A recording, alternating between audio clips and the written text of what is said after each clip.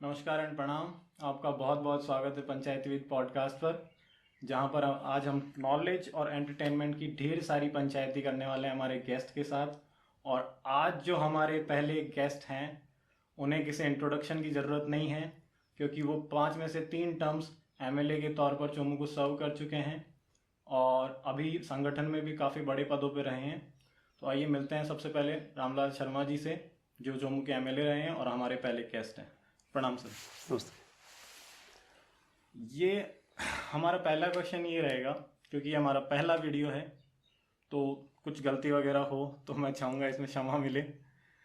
लेकिन हमारा जो पहला क्वेश्चन है कि आप जयपुर ग्रामीण के खेती और जनरल नौकरी करने वाले परिवार से बैकग्राउंड से बिलोंग करते थे, फिर ये कैसे आपका आरयूएम के वकालत में एडमिशन और फिर उससे सीधा पॉलिटिक्स में एंट्री?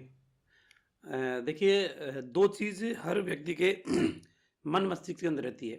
कई लोग ये कहते हैं कि भाग्य में था उतना मिल गया, और कई कहते हैं कि कर्म के आधार के ऊपर मिलेगा। तो ये दोनों के अंदर ही सत्यता भी है, और दोनों को ही अगर हम ये मान के चलें कि भाग्य के आधार पे मिलेगा तो कोई व्यक्ति काम नहीं करेगा, और कोई व्यक्ति कहेगा कि कर्म के आधार के ऊपर मिलेगा तो भाग्य भी बहुत बड़ी चीज़ है। जीवन के अंदर दोनों का ही अपने अपने स्थान पे है। सोचा नहीं था कभी कि राजनीतिक क्षेत्र के अंदर काम करते हुए यहाँ तक हम पहुँचेंगे, ये यहाँ का सफ़र हम तय करेंगे। लेकिन एक ऐसा संगठन विद्यार्थी परिषद कॉलेज में जब आए थे, राजस्थान कॉलेज ज्वाइन किया, उसके बाद में एक मेरा मित्र है, अभी डिप्टी एसपी के पद के ऊपर काम कर रहा है, हेमंत जाखड़ उसका नाम है। तो उनसे मुलाकात राजस्थान कॉलेज के अंदर हुई। उन्होंने कहा कि चलते हैं विद्यार्थी परिषद कार्यालय। वो पहली बार मुझे कार्यालय लेके चले। दीनदयाल जी की गली के अंदर पहले कार्यालय था। तो वहाँ से हमारा एक तरीके से कहें कि छोटे रूप में सामाजिक वेलफेयर के काम की शुरुआत हुई विद्यार्थी परिषद से। अच्छा, उस टाइम पे उनके अलावा आपको विद्यार्थी परिषद में टिकट दिलाना और आपका क्या पैनल रहा है, किसका रोल रहा है? देखिए, विद्यार्थी परिषद के अंदर सामाजिक सरोकारों के कार्य होते थे। प्रतिभाओं को सम्मानित करना, खेलकूद प्रतियोगिता आयोजित करना, स्टूडेंट्स की प्रॉब्लम को लेकर उस समय विश्वविद्यालय के अंदर वाइस चांसलर से मिलना, परीक्षा की प्रॉब्लम है तो उसको दूर करना, यही काम उस समय हुआ करते थे। तो विद्यार्थी परिषद में काम करते करते पहले राजस्थान विश्वविद्यालय छात्र संघ के अंदर हमने चुनाव लड़े। महासचिव का चुनाव विद्यार्थी परिषद से लड़ा। पहली बार सफलता नहीं मिल पाई। 2001 के अंदर में राजस्थान विश्वविद्यालय का महासचिव रहा, और उसके बाद 2003 में पहली बार में विधायक बना। अच्छा, तो ये उस टाइम का पैनल जान सकता हूँ मैं? पैनल क्या रहा था आपका उस टाइम का? महासचिव बने थे जब आप पहली बार राजस्थान यूनिवर्सिटी का, अगर आपको याद हो। पहली बार 98 के अंदर मैंने चुनाव लड़ा था महासचिव के रूप में, और उसके बाद में उस समय हमारे पैनल के अंदर तेज सिंह जी अध्यक्ष के उम्मीदवार थे, मैं महासचिव का उम्मीदवार था। एक महेश जी थे, वो थे। तो एक नवीन चौधरी था, वो भी पैनल के अंदर था। तो उसके बाद 2000 के अंदर जीते। उस समय मैं महासचिव और अशोक लाहौटी अध्यक्ष के रूप में निर्वाचित हुए थे। और राजनीति के क्षेत्र की अगर कहें कि पहली सीढ़ी विश्वविद्यालय छात्र राजनीति को मानते हैं, तो वहां से हमारी शुरुआत हुई। आपको भी पीएम से मिले? माननीय प्रधानमंत्री जी 2003 के अंदर जब मैं पहली बार चुनाव लड़ रहा था विधायक के नाते, तो वो हमारी सभा को संबोधित करने के लिए आए थे। आज भी मुझे वो दिन याद है जब रेलवे स्टेशन के ऊपर उनका हेलीपैड बना था, वहाँ जब उतरे तो मैंने पहली बार उनको रिसीव किया। तो मैंने जैसे ही माला उनको पहनाई, उन्होंने मेरा हाथ पकड़ लिया। क्या आप कौन? तो मैंने कहा कि मैं यहाँ से कैंडिडेट हूँ। तो क्या आपकी उम्र 25 साल हो गई? तो मैंने कहा 25 साल हो गई, तभी तो मैं चुनाव लड़ रहा हूँ। उस समय मेरी उम्र शायद 29 या 30 साल के आसपास थी। तो उस समय फिर उन्होंने मुझे गले लगाया कि यार आनंद आ गए, ऐसे युवाओं को भी यहाँ की राजस्थान की टीम चुनाव लड़ा रही है। और फिर उन्होंने मेरे से उस समय गाड़ी के अंदर जब बातचीत हुई उनसे, तो उन्होंने कहा कि कितनी पॉपुलेशन है, मतदाता कितने हैं, मुद्दे क्या हैं, किस विषय पे बोलना है, ये सारी बातें उस समय गाड़ी के अंदर हुई। और आज वर्तमान में जो विधायक हैं सिविल लाइन से गोपाल शर्मा जी, वो भी उनके साथ थे। तो पहली मुलाकात मेरी उस समय जब वो गुजरात के मुख्यमंत्री थे और प्रचार करने के लिए 2003 में चौम आए थे। और कभी पर्सनल इंटरेक्शन? क्योंकि मुझे यूँ याद है कि 2014 या 15 में चुनाव जीतने के बाद में एक बार शायद आप पर्सनली मिलने भी गए थे उनसे दिल्ली। 2014 के चुनावों के अंदर जब मैं पार्टी का जिलाध्यक्ष था, तो उस समय भी जयपुर के अंदर उनकी सभा हुई थी। उस समय भी उनसे मुलाकात हुई। और एक मेरा मित्र है संदीप, अच्छा, उन्होंने एक दुर्गा सप्तशती 3 भाषाओं के अंदर लिखी थी। उस पुस्तक का विमोचन कराने के लिए हम दिल्ली गए थे। उस समय उनसे मुलाकात हुई थी, काफ़ी देर बैठ के बातचीत भी हुई थी। और मुझे आज भी है कि जब संदीप ने ये कहा कि आप इनके ऊपर ऑटोग्राफ दीजिए, दुर्गा सप्तशती की जो पुस्तक थी उसके ऊपर, तो उनका जवाब था कि इसके बारे में मैं क्या लिखूं। तो उन्होंने सोच के फिर लिखा, माँ को चरणों में प्रणाम नरेंद्र, ये लिखा उन्होंने उस समय शब्द, वो दुर्गा सप्तशती के ऊपर, वो आज भी मुझे याद है। आपसे जुड़े लोगों में हमेशा ये सुना है कि आप अगर किसी व्यक्ति से मिलते हैं तो उसका या तो चेहरा आपको हम कभी भूलते नहीं है, या फिर उसका नाम आपको हमेशा याद हाँ रहता हाँ, है। ये पहले आज से 3 साल पहले की बात है। 3 साल पहले तक मेरी याददाश्त ठीक थी। कोविड के बाद में साइड इफेक्ट आना स्वाभाविक था, तो उसके बाद में थोड़ी मेमोरी कम हुई है। बाकी अभी भी जो मुलाकात होती है याद रहते हैं। आपके पहले चुनाव लड़ने से पहले चोमू किस तरह था और अब किस तरह है? उसमें क्या सफर रहा हो चोमू का उसमें? देखिए, 2003 के अंदर जब हम चुनाव लड़ रहे थे तो उस समय एक युवा शक्ति के रूप में, उसमें जातिवाद नहीं था, उस समय क्षेत्रवाद नहीं था, उस समय इतना जो वर्तमान चुनाव में हम देखने को मिलते हैं वो चीज़ें नहीं थी। एक ही था कि एक यूथ को हमें आगे लेकर आना है। और उससे पहले जो हम कार्यक्रम करते थे सामाजिक सरोकारों के, ब्लड डोनेशन कैंप लगाना, प्रतिभाओं को सम्मानित करना, लर्निंग लाइसेंस शिविर लगाना और मेडिकल चेकअप शिविर लगाना, तो इस तरीके के सामाजिक सरोकारों से हमने हमारी राजनीतिक जीवन की यात्रा शुरू की है। और आज खुशी इस बात की है कि जब ब्लड डोनेशन कैंप की बात आती थी तो ब्लड डोनेट करते समय किसी का भाई, किसी की बहन, किसी की माँ शपथ दिला देती थी कि तुम वहाँ जा तो रहे हो लेकिन खून मत देना, ब्लड डोनेट मत करना। लेकिन आज किसी परिवार में अगर ब्लड की आवश्यकता पड़ती है तो हर परिवार का सदस्य ब्लड देने के लिए तैयार है। तो ये भ्रांतियां दूर हुई, अच्छी बात है। आपका अगर पूरा राजनीतिक सफर देखा जाए और खासकर पिछला कार्यकाल देखा जाए तो उसमें आपके कोटे से सबसे ज्यादा फर्स्ट या सेकंड रैंक पे रहे हैं आप शायद, कि सबसे ज्यादा कोटे से पैसे खर्च करने में पूरे राजस्थान में, और सबसे ज्यादा विधानसभा में क्वेश्चंस उठाने में। उसके बावजूद भी आपको ये नतीजा फेस करना पड़ा, इसका रीजन आप क्या कैलकुलेट कर रहे हैं? देखिए, चुनाव का मतदान जो होता है वो मतदान एक आधार पे नहीं होता है। कोई ये कहे कि डेवलपमेंट के आधार पे मतदान होगा तो ये भी झूठ है। कोई कहे कि जाति के आधार पे ही मतदान होगा, ये भी झूठ है। कोई कहेगा कि आपके काम के आधार पे मतदान होगा, ये भी मेरे ख्याल से झूठ है। चुनावों का एक अलग समीकरण बनता है जिसके अंदर सब चीज़ें समावेश होती है। जनता कोई काम देख के वोट डालती है, कोई जाति देख के वोट डालती है, कोई व्यवहार देख के वोट डालती है, कोई एक दूसरे की नाराजगी के आधार पे वोट डालती है।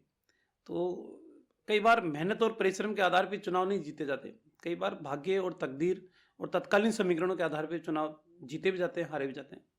तो मुझे लगता है कि तत्कालीन समय के जो समीकरण थे वो हमारे अनुकूल नहीं थे, इसलिए हम नहीं जीत पाए। इस बार का मुझे ये लगता है कि इस बार का रिग्रेट आपको और आपसे जुड़े लोगों को, सब लोगों को सबसे ज्यादा हुआ होगा, क्योंकि जिस अकॉर्डिंग इक्वेशंस बन रही थी तो उसमें तो कुछ अफवाहें यूं भी थी कि शायद आप सीएम भी हो सकते थे। देखिए, कई बार लोगों को लगता है, लेकिन जो लगता है वो होता नहीं है। राजनीति एक ऐसी जगह है जहाँ पर कुछ भी हो सकता है। लोग कयास कुछ लगाते हैं, होता कुछ है। 2008 के चुनाव में सीपी जोशी जी अगर एक वोट से नहीं हारते तो हो सकता है कि राजस्थान की राजनीति में उनका एक अलग स्थान होता।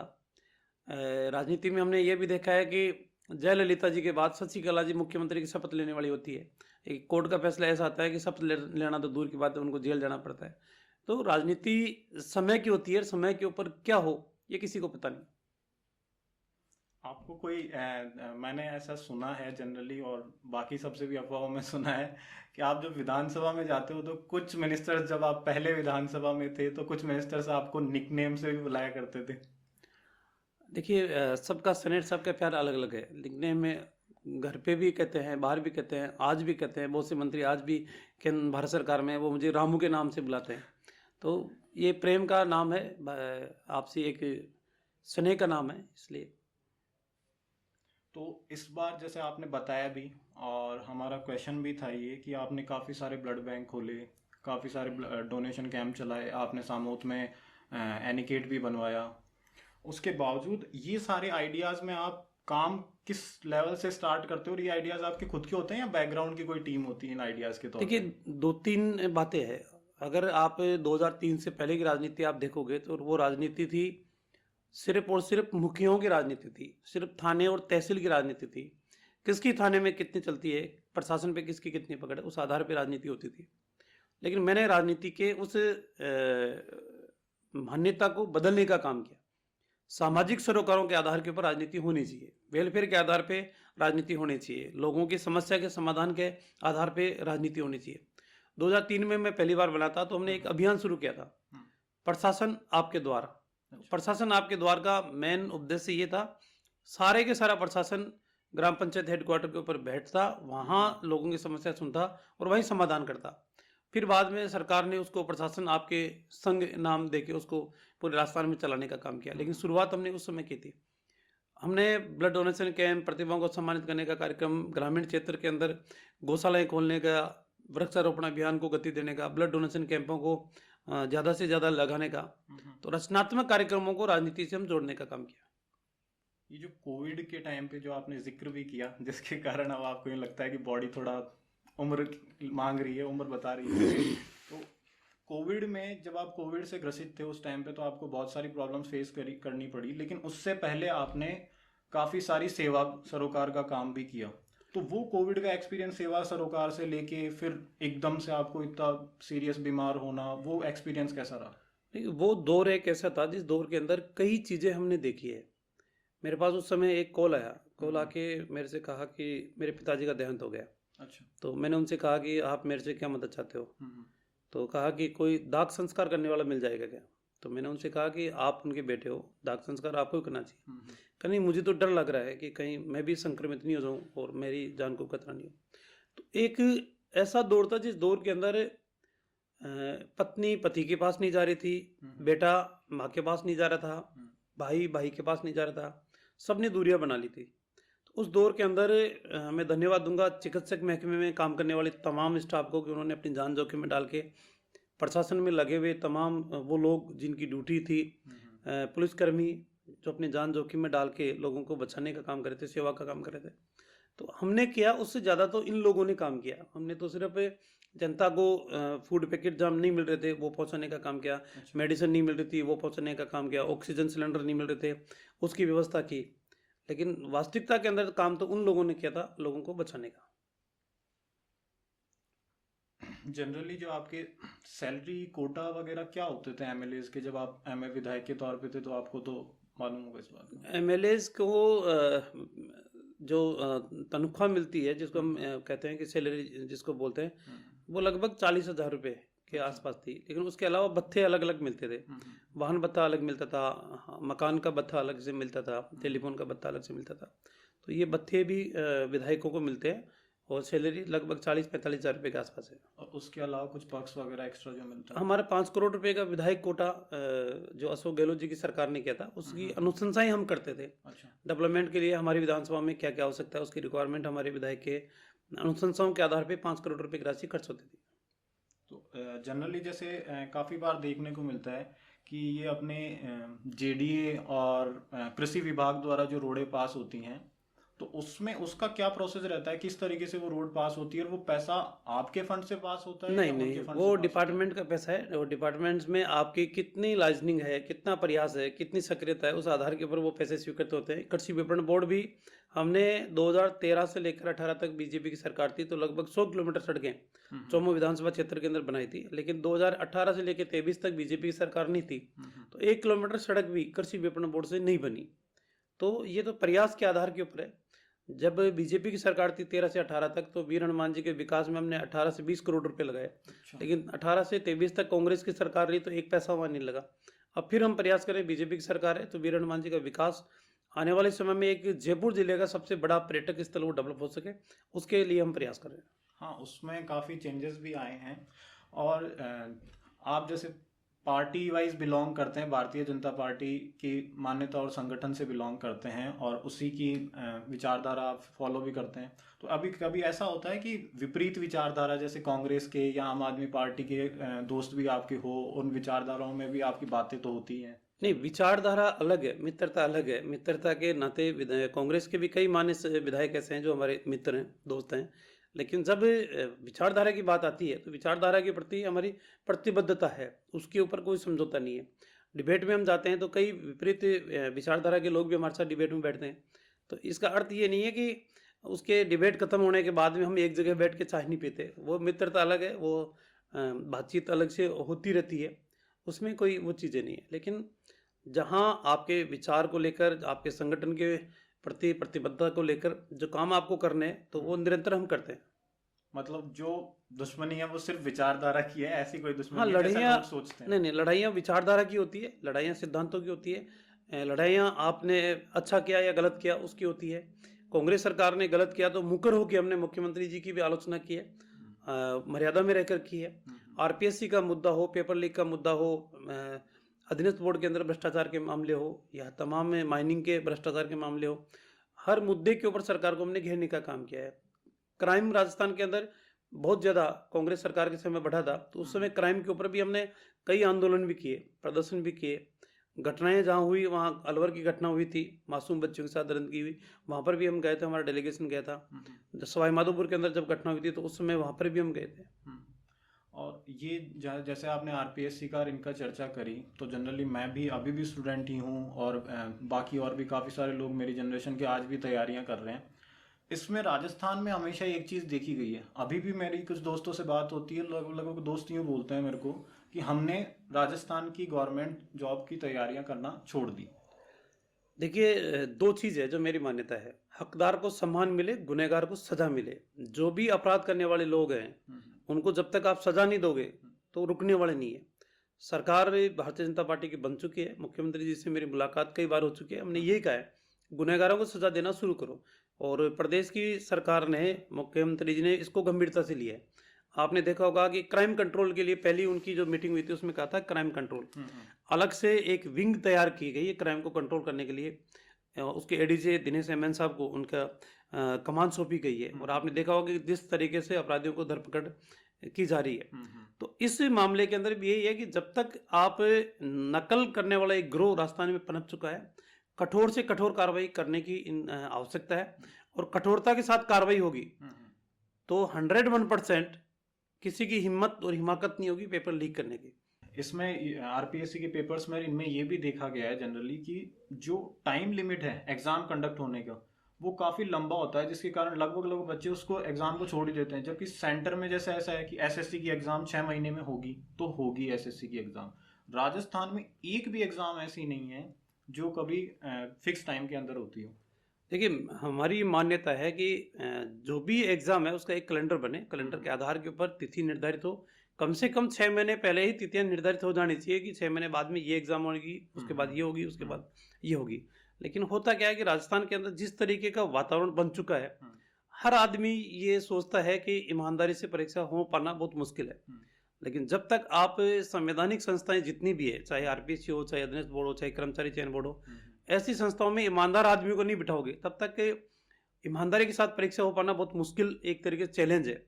तो सबसे पहले आवश्यकता है कि सरकार ऐसे संस्थानों में ईमानदार लोगों को बिठाए और ईमानदारी के साथ वो परीक्षाएं आयोजित हो, तभी लोगों को विश्वास इनके अंदर बन पाएगा। अभी जो आज की जो जनरेशन है, जो हमारी वाली जनरेशन है, या जो आने वाली जेनजी जनरेशन जिसे बोलते हैं, उस जनरेशन में क्या होता है, जिन लोगों को पॉलिटिक्स का शौक है वो लोग तो पॉलिटिक्स के बारे में उनका तो ठीक ठाक राय होती है, लेकिन जो लोग पॉलिटिक्स की तरफ कभी ध्यान नहीं देते उन लोगों का यूँ मानना है कि पॉलिटिक्स बहुत ही गंदी चीज़ है या ऐसी कोई चीज़ है। तो वो उस बारे में आप क्या कहना चाहेंगे उनको?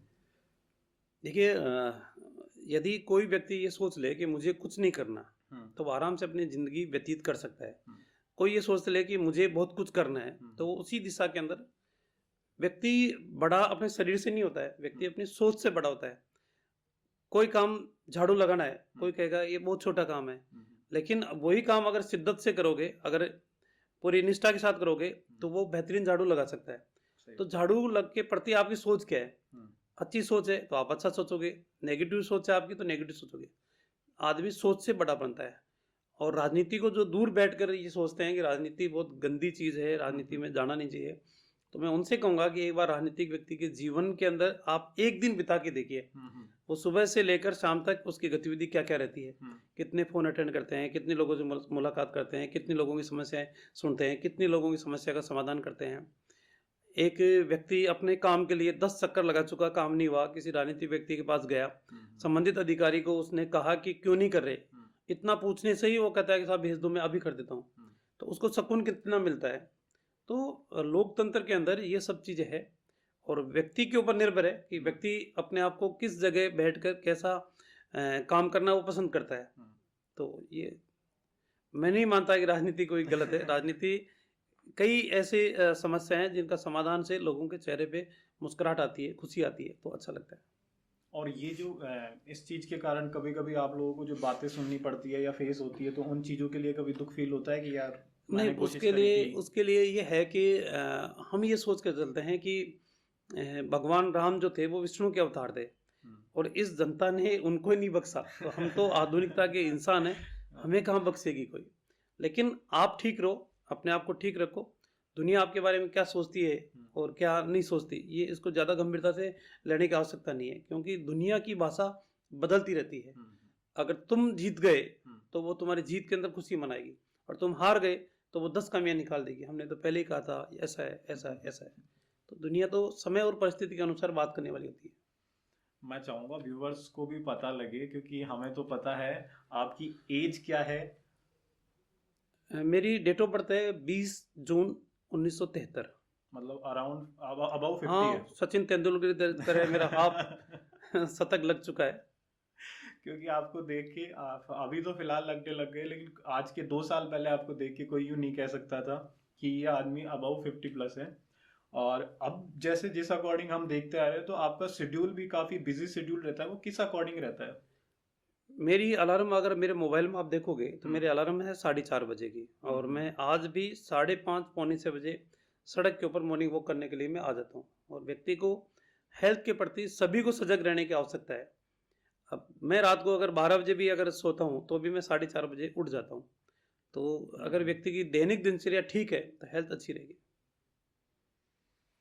वो क्या किस्सा था, मैं एक किस्सा याद आ रहा है मुझे, क्योंकि एक बार आपने अपने चुनावी कैंपेन में भी बोला था कि आप मोरिजा गए थे। एक बार मोरिजा नाम का जो गांव है जम्मू में, वहां पे एक बार आप गए थे और ढाणी के अंदर आपको अपने पहले ही चुनाव में आपको आपकी गाड़ी वहीं गांव में छोड़ के जानी पड़ी थी। वो 2003 का जब मैं पहला चुनाव लड़ रहा था तो उस समय बजरंग लाल जी आत्रे, आज वो दुनिया में नहीं है, तो हम प्रचार करके आए तो उन्होंने मेरे से कहा कि आपकी गाड़ी तो यहीं छोड़ दो। तो मैंने कहा क्यों? कि जिस ढाणी के अंदर हम प्रचार करने के लिए जा रहे हैं वहां जाने का रास्ता नहीं है, कच्चा रास्ता है, आपकी गाड़ी फंस जाएगी, यहाँ तो 4x4 की जीप भी जाएगी, आप मेरी गाड़ी में बैठो। तो मैं उनकी गाड़ी में बैठ कर गया था। तो मुझे पहली बार लगा कि राजस्थान की राजधानी जयपुर, जयपुर के नज़दीक चोमू, चोमू से 5 किलोमीटर की दूरी पे मोरिजा, और वहाँ जाने के रास्ते भी नहीं है, लोग कैसे अपना जीवन यापन करेंगे। फिर उस समय जयपुर विकास प्राधिकरण से हमने सड़क का पैसा स्वीकृत करा के वहाँ सड़क बनाने का काम किया। आज उस ढाणी के चारों ओर से सड़क बन चुकी है। वहाँ से आप चंदबाजी रोड भी जा सकते हो, वहाँ से आप फतेहपुरा रोड के ऊपर जा सकते हो, वहाँ से आप सुल्तानपुरा भी जा सकते हो। तो एक मन में इच्छा शक्ति है काम करने की, और काम किया तो आप प्रयास करोगे तो काम हो जाएंगे, और आप टाइम पास करोगे तो 5 साल बीत जाएंगे।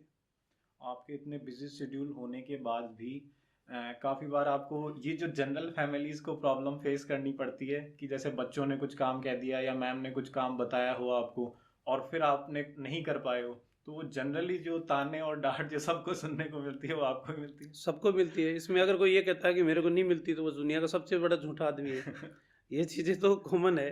अब जैसे परसों की बात है, सचिन की मम्मी ने कहा कि उसको पैसे डालने हैं, तो मैं भूल गया, रात को गया तो डाल दी के पैसे, मैंने नहीं डाला। तो कहा कि एक काम बता दी, वो भी नहीं करते। तो डांट तो पड़ना स्वाभाविक है, लेकिन पारिवारिक जो परिस्थितियां है वो सभी के साथ समान सी रहती है, समस्याएं भी समान सी रहती है। लेकिन राजनीति के अंदर खुशी तब मिलती है जब दूसरों की समस्याओं को सुनकर उनके चेहरों के ऊपर मुस्कुराहट आप लेकर आते हो, उनकी समस्या का आप समाधान करते हो। 200 किलोमीटर दूर है, माता पिता बीमार है, आप उनको नज़दीक लेकर आते हो तो सुकून मिलता है। अब तक अगर कैलकुलेशन वाइज देखी जाए तो अब तक अपन ने कितनी रोड बनाई होगी चोमू में? उनकी तो गिनती ही नहीं है। चोमू के अंदर कितनी रोडें हमने बनाई है, कितना विकास हमने किया है, कितनी समस्याओं का समाधान किया है, कितने व्यक्तिगत काम किए हैं, कितनी सरकारी संपत्तियों को हमने बचाने का काम किया है।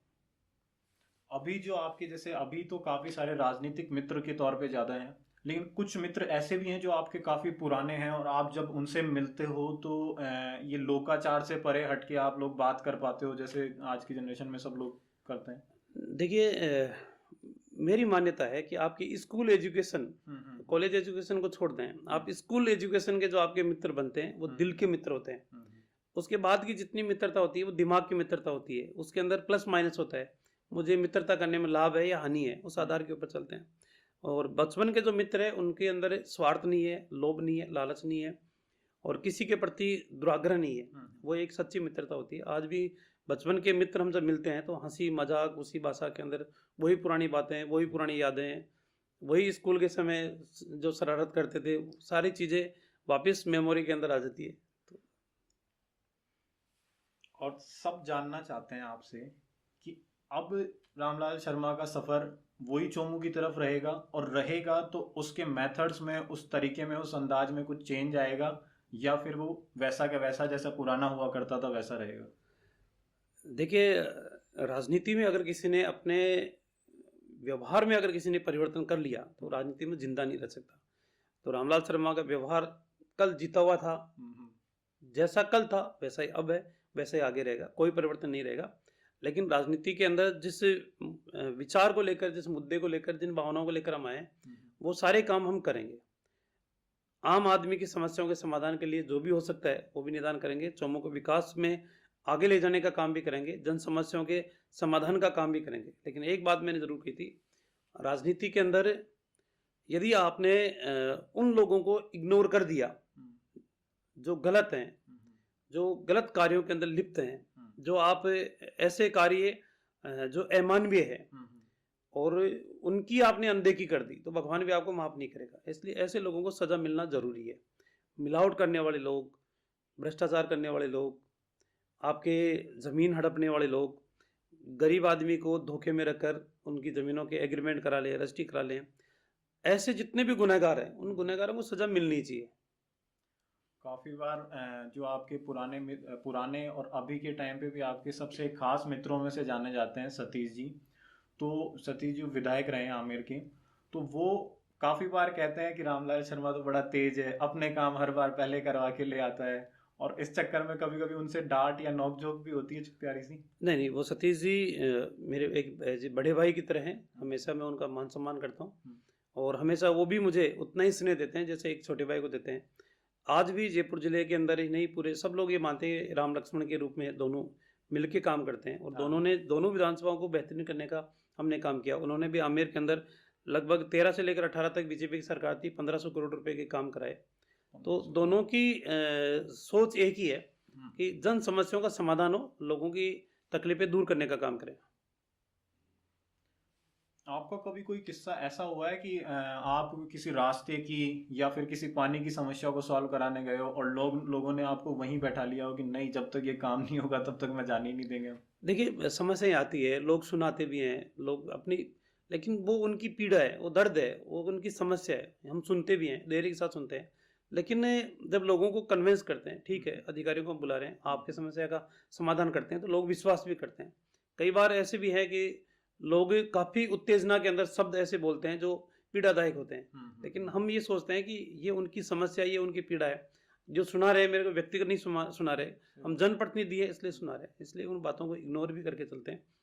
आज भी एक बार क्या किस्सा है कि मैं जब युवा मोर्चा का अध्यक्ष था तो मैं उदयपुर गया हुआ था, तो पीछे से कुछ रैगर मोहल्ले की माता बहनें पानी की समस्या को लेकर आई, मेरे ऑफिस के अंदर गंदे पानी की मटकी फोड़ के चली गई। तो मेरे पीए का फ़ोन आया कि क्या करूं, इनके खिलाफ एफआईआर दर्ज करा दूं? तो मैंने कहा नहीं, एफआईआर दर्ज मत करो, नगर पालिका से सफाई कर्मचारी बुलाओ, पहले ऑफिस की सफाई करो, मैं कल आता हूँ, मैं कल बात करूँगा। तो मैंने जाके उन महिलाओं को कहा कि कल कौन कौन गई थी मेरे ऑफिस में, तो उन्होंने कहा हम गए थे। तो मैंने कहा अभी मटकी फोड़ के आने की क्या आवश्यकता थी, आप मटकी रख के आते तो पानी पीने के काम में तो आते। तो उनको लगा कि हमने गलत किया है, उनकी पानी की समस्या थी, उस समय एक ट्यूबवेल कराया, उनकी पानी की समस्या मिटी। लेकिन अगर मेरी जगह, अगर मैं सोचता हूँ कोई दूसरे व्यक्ति के साथ ऐसी घटना होती तो वो पानी पिलाना तो दूर की बात है, उनकी तरफ देखता भी नहीं। तो राजनीति में जो पीड़ा होती है वो पीड़ा सार्वजनिक है, उनकी खुद की पीड़ा है, किसी नेता के प्रति उनकी द्वेषता नहीं है। हाँ, क्योंकि ये चीज़ तो मैंने देखी है कि राजनीतिक रूप से जब से आप आए हैं उसके बाद से अपराधों में और जातिवाद में काफी लगाम आया था, लेकिन अभी जातिवाद के कारण ही आपको ये सब फेस करना पड़ा। देखिए, राजनीति के अंदर चुनाव नहीं होते, राजनीति के अंदर साजिशें भी होती है। किसी को रोकने के लिए क्या क्या साजिशें रची जाती है, गढ़ी जाती है, सबको पता रहता है। कौन व्यक्ति चुनाव के मैदान में जीतने के लिए होते हैं, कौन व्यक्ति चुनाव के अंदर किसी को हराने के लिए होते हैं, ये सब जानते हैं। इस चुनाव के अंदर भी कौन जीतने के लिए लड़ रहा था और कौन किसी को हराने के लिए लड़ रहे थे, कौन किसके पक्ष में पहले लग रहे थे और परिणाम आने के बाद कौन किसके पक्ष में पटाखे खुशी के छोड़ रहे थे, सबको पता है। इसलिए राजनीति में ये चीजें चलती रहती है। तो कभी ऐसा एक चीज देखी जाती है जनरली कि राजनीति में भी, और ऐसा सुना भी जाता है कि कुछ कभी कभी बहुत से अपने ही लोग दुश्मन बन जाते हैं। तो ऐसा एक्सपीरियंस रहा कुछ आपके साथ? चलता रहता है, ये अपन की सोच के ऊपर निर्भर है, कौन कैसा सोचता है, कौन कैसा काम करता है। होता है राजनीति के अंदर हमारे अपने बेगाने हो जाते हैं, कई बेगाने हैं वो अपने हो जाते हैं। ये समय परिस्थिति कालचक्र है, इसमें किसी का कोई दोष नहीं है। और कभी ऐसा होता है संगठन में भी इंटरनल पॉलिटिक्स चलती हो या ऐसा कुछ होता हो? देखिए, राजनीति के अंदर ये सब चीज़ें चलेगी। इसमें आप ये मान के चलो कि सदाचार रहेगी, ईमानदारी रहेगी, निष्ठा रहेगी, ये सब चीज़ें होना बहुत मुश्किल है। व्यक्ति का चरित्र आज कैसा है, कल कैसा है, परसों कैसा है, वो कोई बयान कर नहीं सकता। और राजनीति के अंदर तो ये सब चीज़ें चलती रहती है। अब इसी के बीच में से आपको निकलना है और इसी के बीच में से आपको अपने क्षेत्र का विकास करना है। एक चीज बताइए, जैसे जनरली अब आपका होने वाला क्या एम्बिशन है? क्योंकि सबका एम्बिशन, एक नॉर्मल एम्बिशन के तौर पे अगर किसी को पूछा जाता है चोमू के आने वाले टारगेट, चोमू या किसी भी क्षेत्र के टारगेट के लिए, तो वो बोलते हैं रोड, बिजली, पानी। इनके अलावा भी डेवलपमेंट के तौर पे चीजें जानी जाती है, ये तो बेसिक एसेंशियल है, ये तो होना है जो हो गई। इसके अलावा क्या एम्बिशन है? देखिए, दोनों ही रास्तों के ऊपर चलने की आवश्यकता है। क्राइम को कंट्रोल करने की आवश्यकता भी है, नंबर 1। और दूसरा, जल की समस्या एक बहुत बड़ी समस्या है। इस समस्या का निदान क्या हो सकता है? दो है चीजें ऐसी है जो दोनों के लिए विज्ञान ने इतनी प्रगति नहीं की है कि आपको उसका विकल्प मिल गया। अनाज का विकल्प है, आपको गेहूं नहीं मिला, आपको बाजरा मिल गया, बाजरा नहीं मिला, मक्का मिल गई, मक्का नहीं मिला, जवार मिल गया, जवार नहीं मिला, आपको चावल मिल गया। तो अनाज का विकल्प है, पानी का कोई विकल्प नहीं है। पानी प्रकृति का प्रसाद है। आपको कहीं पर भी ये सुनने को नहीं मिलेगा कि आप ये कैप्सूल लो और दिन भर आपके पानी की आपूर्ति हो जाएगी। इसलिए पानी को बचाना, पानी को संरक्षण करना, इसके बारे में काम करने की आवश्यकता है। और दूसरा, ब्लड का कोई विकल्प नहीं है, ब्लड इंसान को ही डोनेट करना पड़ेगा, किसी फैक्ट्री में तैयार नहीं होता। और इसके अलावा एक बड़ा काम जो है वो है कि अब युवाओं को अपनी सोच को बदलने की आवश्यकता है। बदलने की आवश्यकता ऐसे है, आपने डिग्री हासिल कर ली, अब आप छोटा काम नहीं कर सकते। मैं तो बीए पास हूँ, मैं तो एमए पास हूँ, मैं ये छोटा काम कैसे करूँगा, लोग मेरे बारे में क्या सोचेंगे, लोग मेरे बारे में क्या कहेंगे। दूसरा ये कि कम परिश्रम में अधिक पैसा उसको कैसे मिले। आप कम परिश्रम में अधिक पैसे के रास्ते के ऊपर आप चले जाओगे तो आप मान के चलना कि आप अपने परिवार को एक ना एक दिन ऐसे मझधार में आप छोड़ दोगे जो लोग उंगली उठाकर सवाल खड़े करेंगे। रास्ता शॉर्टकट अपनाना अच्छी बात नहीं है। आप, जैसे मैंने कहा ना, नजरिया, आपका काम के प्रति नजरिया कैसा है। कोई काम छोटा नहीं है, कोई काम बड़ा नहीं है, कोई काम कमजोर नहीं है। आपका नजरिया कैसा है उस काम के प्रति, तो वही आपके जीवन में ऊंचाइयों के ऊपर लेके जाएगा। एक चोमू में आजकल अभी तो और भी जगह हो गया, लेकिन चोमू पहले एशिया में सबसे बड़े रिको एरिया के कारण भी जाना जाता था। इंडस्ट्रीज का काफी ज्यादा झुकाव था उस तरफ। तो इंडस्ट्रीज का झुकाव अब क्या रहेगा आने वाले 4 इंडस्ट्रियल एरिया डेवलप हुए हैं चोमू विधानसभा क्षेत्र के अंदर। जैतपुरा भी है, कालाडारा भी है, मंडा के अंदर भी है। प्राइवेट इंडस्ट्री एरिया गोविंदगढ़ के अंदर भी डेवलप है, जाटावली के अंदर डेवलप है। तो इंडस्ट्री एरिया की डेवलपमेंट के साथ साथ रोजगार जनरेट हो और स्थानीय लोगों को रोजगार मिले। और स्थानीय रोजगार मिलना तो आसान है, लेकिन रोजगार के प्रति आप कितना समर्पित भाव से काम कर पाते हो, ये बड़ा मुश्किल है। तो उस रोजगार के प्रति आपका कमिटमेंट कितना हो, ये भी आवश्यक है। और रही बात ये कि अब शिक्षा व्यवस्था के अंदर बदलाव सेंट्रल गवर्नमेंट ने जो भी किया है, लेकिन आपको भी बदलाव करने की आवश्यकता है कि कौन किस क्षेत्र में जाने से फायदा होने वाला है। हर व्यक्ति ही डॉक्टर नहीं बन सकता, हर व्यक्ति इंजीनियर नहीं बन सकता, हर व्यक्ति प्रशासनिक सेवा के अंदर नहीं जा सकता। रास्ते आपको अलग से भी चुनने पड़ेंगे। आपको छोटी छोटी स्मॉल इंडस्ट्री के अंदर भी आपको जाना पड़ेगा, छोटी छोटी इंडस्ट्रियाँ भी आपको डेवलप करनी पड़ेगी, व्यापार के क्षेत्र में भी आपको काम करना पड़ेगा। तो आपको सोच भी बदलनी पड़ेगी, नज़रिया भी बदलना पड़ेगा। ठीक है, तो आज का हमारा इंटरव्यू यहीं तक था, जो पॉडकास्ट कह लो या इंटरव्यू कह लो, क्योंकि ये तो आज इंटरव्यू की तरह बात हुई है। नेक्स्ट टाइम कभी मिलेंगे तो प्रॉपरली पॉडकास्ट के साथ किससे भी डिस्कस होंगे। और आपका क्या रिव्यू रहेगा पंचायती विद पॉडकास्ट के लिए? मैं ढेर सारी शुभकामनाएं और बधाई दूंगा कि आपने एक बेहतरीन शुरुआत की है, और आने वाले समय के अंदर मेरा मानना है कि आपका पंचायत ब्रॉडकास्ट एक ऐसा चैनल तैयार होगा जिस चैनल को देश ही नहीं दुनिया देखेगी। थैंक यू, धन्यवाद।